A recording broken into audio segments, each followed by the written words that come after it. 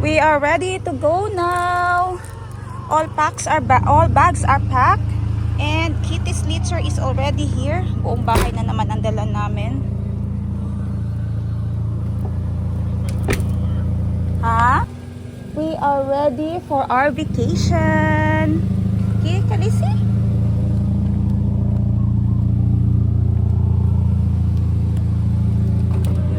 Kalisi is here. The passenger princess is here. Kalisi, come. Let's wait for Dada here. Okay, and my babies are going with me. Okay, bakasyon tayo. Where are we going, Kalisi? We are going to Wahin. Kalisi! Kalisi! Huh? We are waiting for the driver, Kalisi.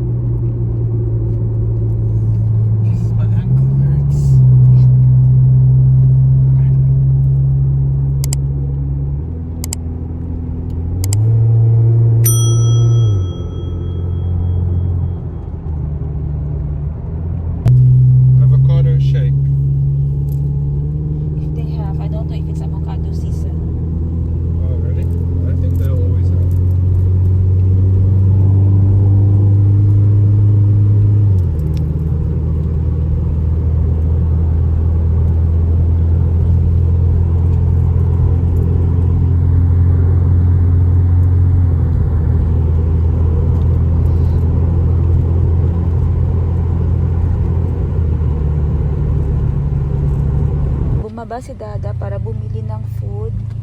Kita nyo naman yung dalawa. Hindi sila mapakali. Basta mawala lang saglit sa kanilang paningin ang kanilang Dada. For almost 1.5, 3 hours yung biyahe papunta dito sa Wahin. Nag-stop over muna kami sa Love Bread. Ito yung, love ng mga foreigner, ng mga, mga puti, at saka ng mga locals na din, yung Love Bread na ito. Hindi ako makapasok ngayon. Next time papasok tayo kasi andito nga yung dalawa. Hindi pwede silang iwan sa loob ng sasakyan na sila lang. And Hindi napakalisi-kalisi. Naglagay ako nung bagong bili ko na trapo. Trapo ito siya. Pero ang kapal niya, ginawa kong patungan ni Kalisi kasi masakit ng aking ang sakit ang aking paa based sa experience ng ang sakit ng kanyang paa kasi minsan hindi siya komportable, ikot siya ng ikot, pero dito lang talaga siya dapat sa lap ko, hindi siya umaalis ayaw niya naman dun sa baba, ayaw niya din sa likod, so dito lang siya, kaya naglagay na ako nito based sa experience, kailangan kong magbaon ng ganito, at saka isa pang towel pag nilalamig siya, pero yung towel ngayon para kay Kitty, hindi naman nilamig si Kalisi today, kasi sobrang lamig ng aircon, ngayon ay sakto lang.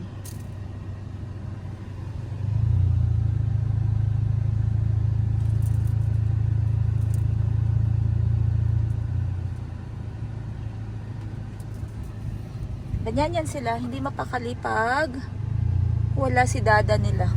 Dada? Kitty? Kalisi? Kalisi? Kalisi? Kalisi? Sk-sk. Sk-sk. Huh? Where's dada? Where's dada, Liz? Ayan si dada. Wala pa?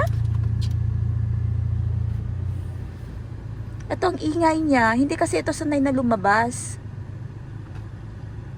Pusang bahay lang talaga ito siya. Ang ingay niya kanina for 1 oras at kalahati. Ngiyaw na ngiyaw lang siya talaga. Ang ingay niya. Tapos, paikot-ikot dito sa sasakyan. And gusto niya dun sa baba. Hindi siya pwede dun kasi busy sa pagmamaneho si dada nila. Kaya, pinapaalis siya. Yun, nag-iingay ulit siya sa likod. Yung mga dala namin. And then, lucky us, for the remaining 1.5 hour, tahimik siya. Hawak ko pa rin ang aking inhaler dahil masakit na naman aking ulo. So, bumili kami dito. Nag-stop over kami dito sa Love Bread kasi favorite stop nga namin ito. Ang sarap ng drinks nila. Parang 4 times na namin ito napabalik-balik sa Wahian. 2 years na kami nag-stop after pandemic. Nag-stop dahil sobrang busy. Then ako umuwi sa Pinas. Ngayon lang ulit nakabalik dito para magbakasyon. Normally 7 to 10 days kami talaga dito. Pag break, school break. Pag walang trabaho sa school. Ayan, foreigner yung isa na lumabas. Ang sarap kasi ng bread nila dito.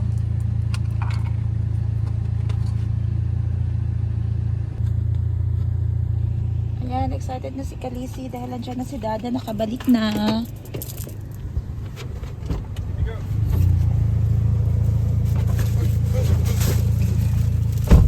They don't make sausage rolls anymore. Can you fucking Thank you. Your favorite thing here? So what did they make for you? Huh? What did they make for you? What did you order? Order what? What did you get for yourself? It's the steak and onion pie. Steak and onion pie. And we have here, what is this? Avocado. Thank you.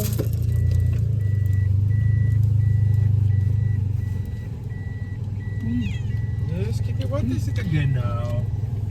Are we driving again, Kitty? Sarap. Oh my God, that's awful, right?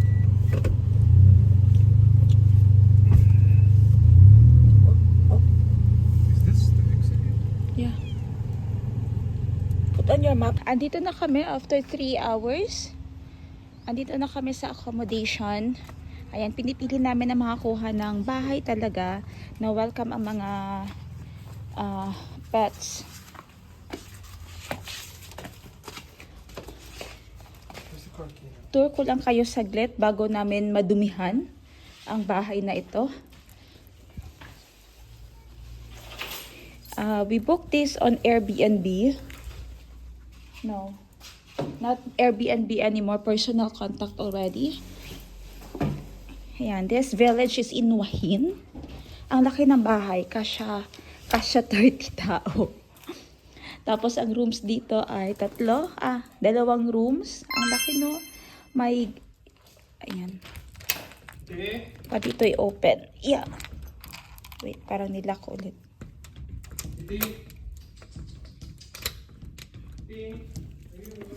Ayan. Kalisi, don't go out, ha? Sa labas dito, pwede ka magstay. And may barbecue area, may dirty kitchen, may washing machine sa likod. Mag-unpack lang kami ng mga dala. Pwede namin i-open wide ang windows para, ang curtain para mas maliwanag.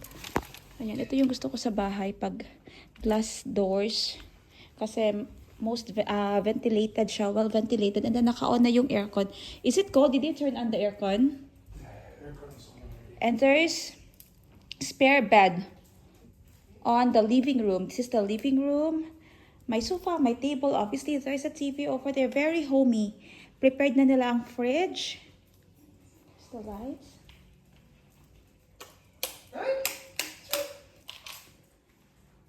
Wow, they put curtain here finally. Last time, there's no curtain here. This is more pleasing now compared last time. Last time, wala pang kurtina dito. Kitang-kita yung kabilang bahay. Malaki yung kabilang bahay tapos walang tao.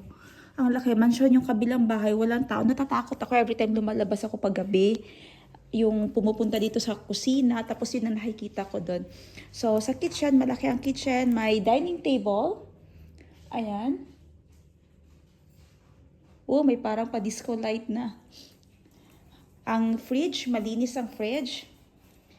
All utensils, plates, knife, everything is here. Lutuan, meron dyan sa baba. Itatanong ko mamaya kay BF kung magkano ang nabayaran niya dito per day or for the whole week. May microwave, may air fryer na, may ano nga tawag dito?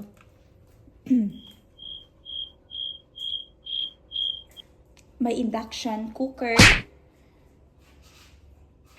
Kompleto na halos. Pwede ka na walang dalhin. So, yung mga dinala na lang namin, gamit ng mga pets, gamit namin. Oh, naka-on na din ulit ang aircon dito. 3 pala ang rooms. Mali ako.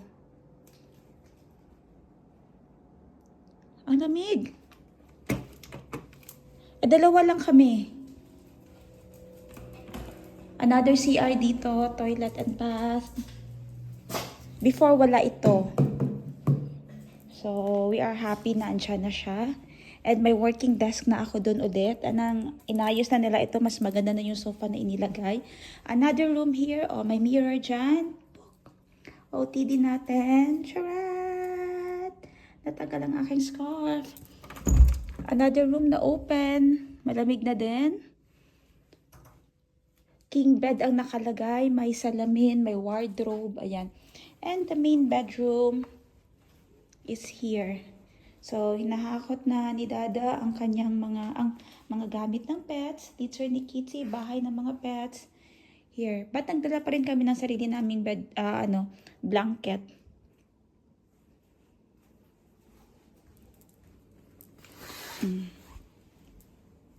And may pa-pool doon sa gilid, but na walang tubig. Ay, parang pinupuno nila ng tubig yung pool doon. So, this place in Wahin is massive. Okay, it can cater your whole family of 10, even 15. May wardrobe kami doon dyan. So, perfect stay for the whole week. Ang CR, malaki. Pop. This is the master's bedroom. Toilet and bath.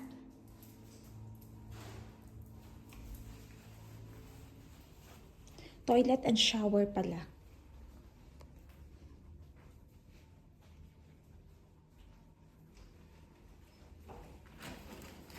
How much is this for a day? Good. 1,000 baht? 900. Oh, really?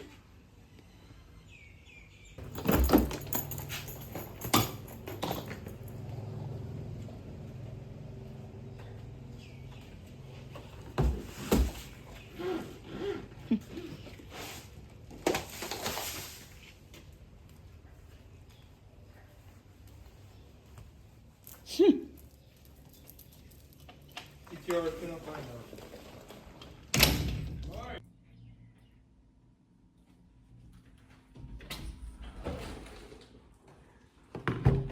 Hinatid lang namin ang mga pets sa bahay. Tapos, in-unpack yung mga dala. Dumiretso na agad kami sa Macro. para mag-grocery nung mga pagkain namin for a week. So mostly yung bibilhin niya lang naman bread, ano pa ba? At saka meat, karne. Mahilig kasi siya mag-barbecue. Barbecue, best in barbecue yan sala. Pero ako, mabagal pa rin uminom ng aking shake.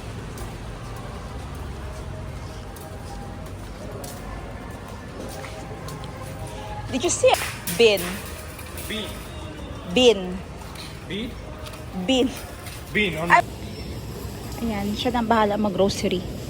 Tatanong na naman yan niya sa akin kung may gusto ako or prefer na bilhin. Pero mostly alam niya na kung anong kukunin.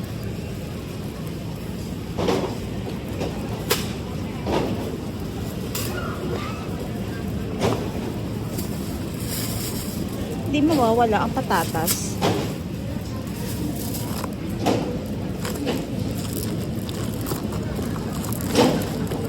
Oh. Meron dito avocado. Familiar sa akin tong avocado na to. Parang ito yung avocado na nasa ano ko din. Na nasa palibot ng aking kubo. Dun sa SG Farm malapit. So kukuha lang ako nitong dragon fruit. Favorite ko kasi talaga ang dragon fruit. Ayan. Kuha lang ako ng dalawa. This is good for the week na. Alam nyo, ang trivia ko kasi guys, pagkasama ko yan siya namimili o nagro-grocery, dinadamihan ko na agad yung aking konsumo. Tipid tips.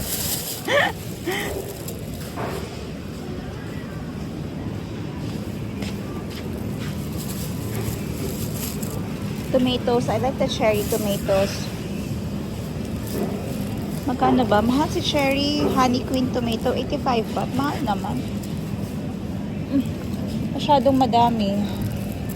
Check ko kung nagamit siya.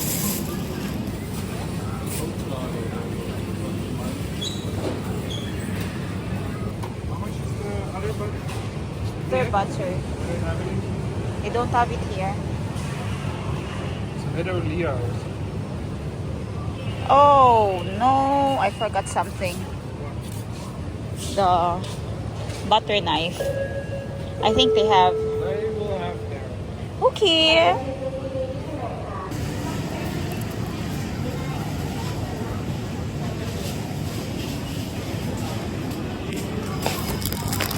Ang pretty ng mga broccoli.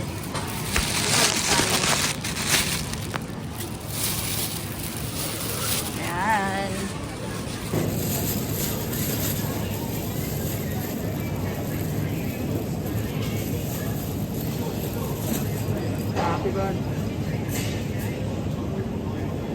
Mahal ang kilo ng broccoli ngayon. Nasa 93 baht.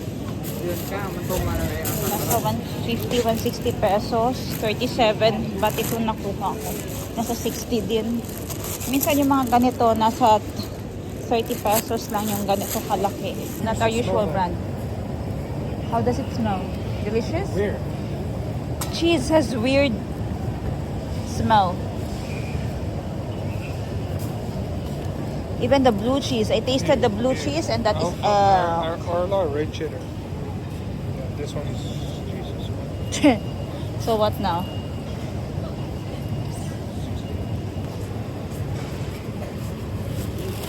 Milk. Ano na mga nakuha niya? Cheese slices. Sausage. Milk ulit. Ayan. Whey plus Dutch milk, low sugar, high protein whey plus from New Zealand. What is this? What flavor is it? This is new, so let's try this one. Kung anong kanya magiging lasa. Bago yon. Bago to siya. And of course, my favorite, protein na banana.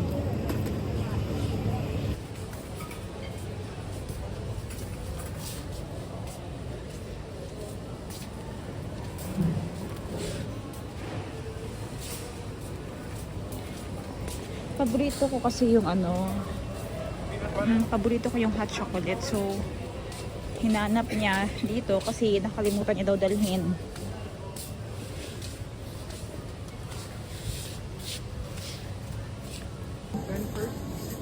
That is fine.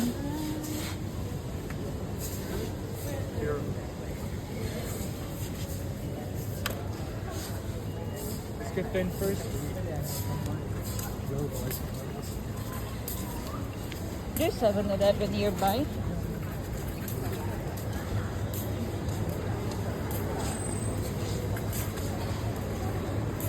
Now we are in the meat section now. Find a good beef, langga or lamb. Why not? Yeah, I will die tomorrow and I cannot eat expensive lamb.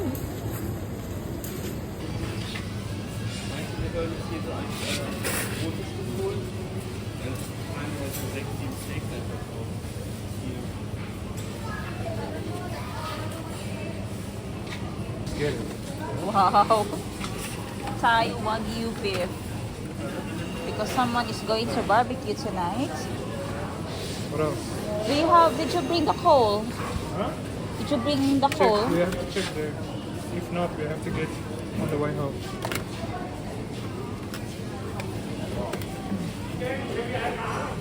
All the same price?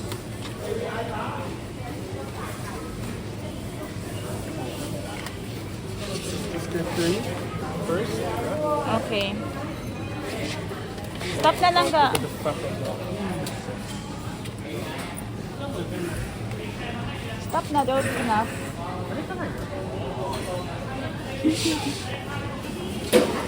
Ayun, mga nakuha niya na. Ay, hindi ko talaga bet itong hakarton nila. Dati gusto ko yan, pero mas prefer ko na lang yung ano, totoong apple. Ayun, kumuha na din pala siya ng chocolate powder drink.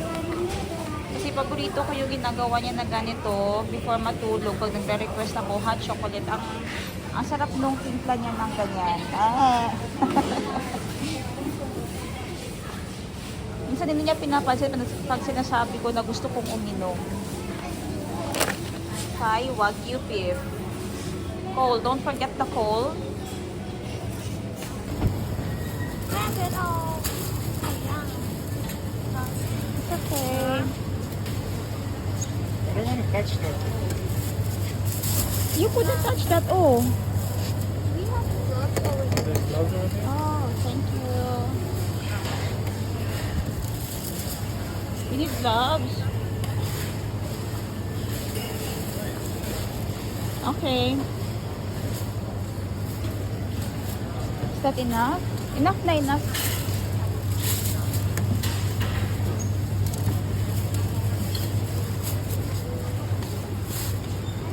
Here.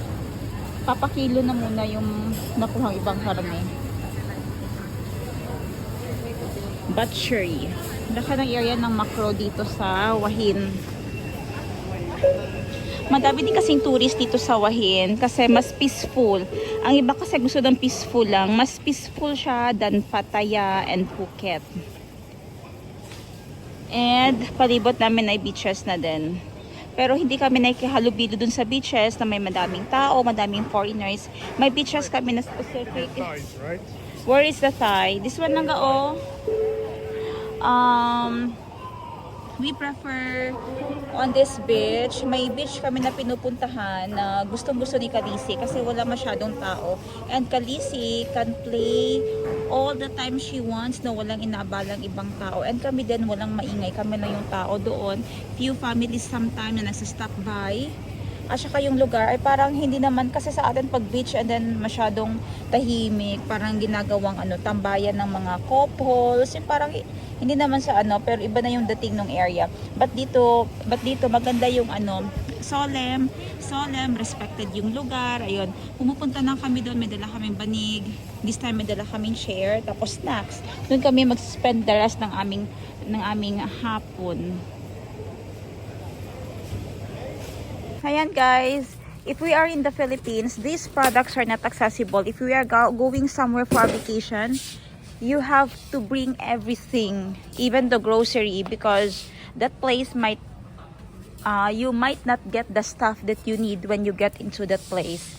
So here in Thailand, everything is accessible. There's 7-Eleven, there's mall, there's Macro everywhere.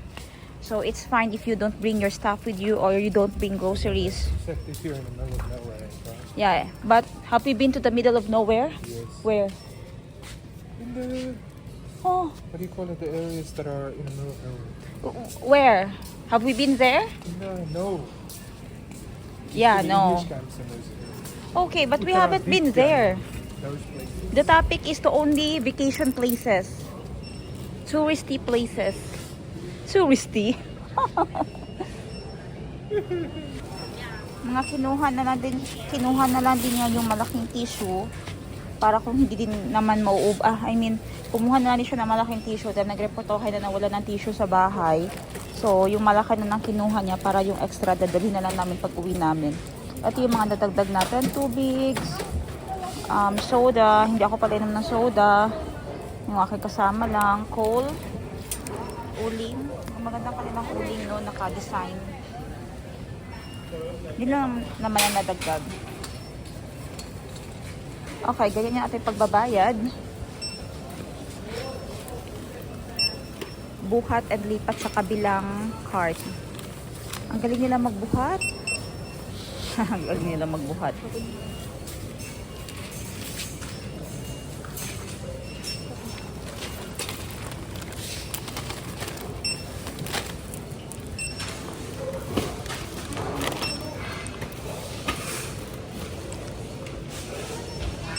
Mag-video lang tayo.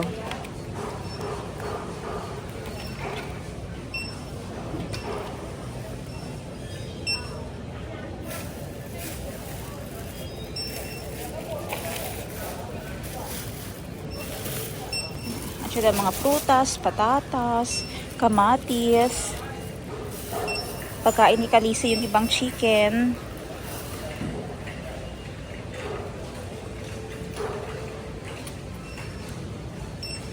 Beef for our beef barbecue, Thai Wagyu beef.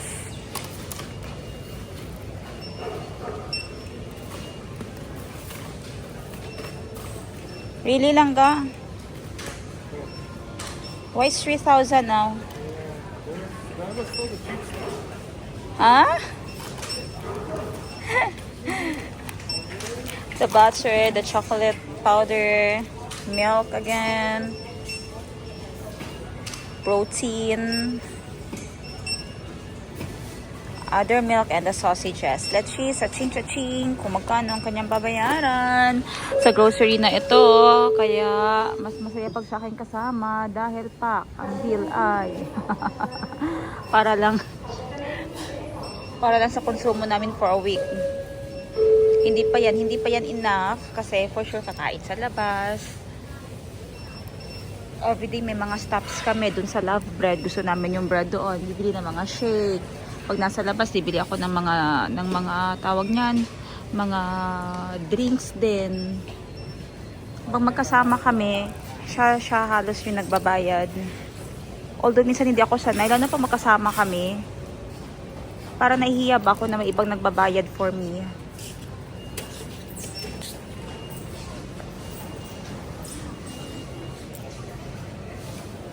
Ayun, so marami pa siyang gastos na gagastusin while nasa bakasyon. May restaurant. Tika, mi kong te may? Mi free may ka? Mi free may? Mi kong te may mi no? Okay, kapun ka. Okay, kakapun ka. Wala sa Wahin. Nothing in Wahin.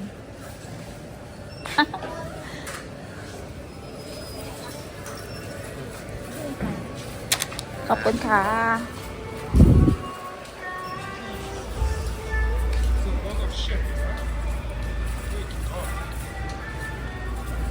Madami pa siyang gagastusin dito aside sa grocery.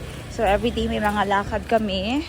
Normally beach lang naman ang pupuntahan namin. May mga markets, kain, ganun. And pag sa labas kami, siya halos na nagbabayad. Pag magkasama kami, not unless may pinuntahan ako, for example, ando na siya sa mesa, tapos may pinuntahan ako saglit, tapos dala ko kayo may nakita, okay ako magbabayad nun. But normally, pag kami dalawa magkasama, siya lahat halos sa bills nagbabayad, sa sa restaurant, sa mga kain, sa mga ano yan, pag natigil kami, kung may gusto kong bilhin, ganun. Pero maliban na lang pag may gusto kong i-shop personally, kasi ayoko talagang manghingi. Sanay ako na, kung may gusto ako, lalo na personal ko, or ano, ako na yung bibili, yun ako na yung kukuha, duduko sa sarili kong wallet. Hindi ako yung style na, bilhan mo ako nito, bilhan mo ako niyan.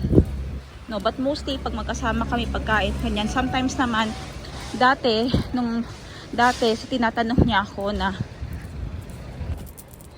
pag magkasama kami na nagsha-shopping ako, alam niya na gusto ko yung something. Mag-offer yan siya na, gusto mo ba yan? Ganyan. Tapos pag magsabi ako ng oo, yes. Kukuha siya ng wallet niya, bibilhin niya para sa akin. And then, pag ganun, hindi ako komportable. Pag gusto ko, parang ako na lang ang bibigay. It's a Oh. reflection of you. Ako na lang ang bibili for myself. Parang, ewan ko, parang hindi ko alam sa iba. Pag ako lang, parang okay lang nabigyan mo ako ng pera kung gusto mo talaga pag mag-i-insist ka. Pero hindi ako sanay manghingi. At saka pag may ibibigay ka sa akin, okay.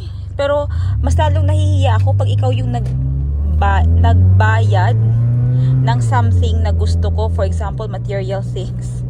Ewan ko lang, parang nakakahiya sa part ko. So, back na kami sa bahay ngayon dahil ang mga pets ay naghihintay. Iniwan na namin sila naka-on ng aircon. Next stop namin ay 7-Eleven.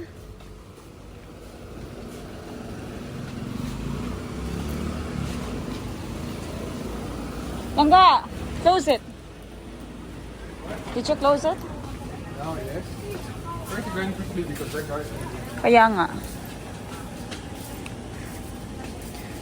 So, natasan na tayo. Dumaan kami dito kasi sabi ko sa kanya hindi ako nakadala ng cotton ko para sa facial para sa skincare na lang. Naglo-loading ako. Laging loading. Documentation lang naman ito, kaya if bored kayo, wag kayo dito ha. Ayan. Saan ang cotton? Oh, ang mahal na. Hindi sale ang kanilang lactacid here. Ito na lang tayo. Mistin. And sabi ko, nakalimutan ko talaga yung aking ganito. Tapos cotton.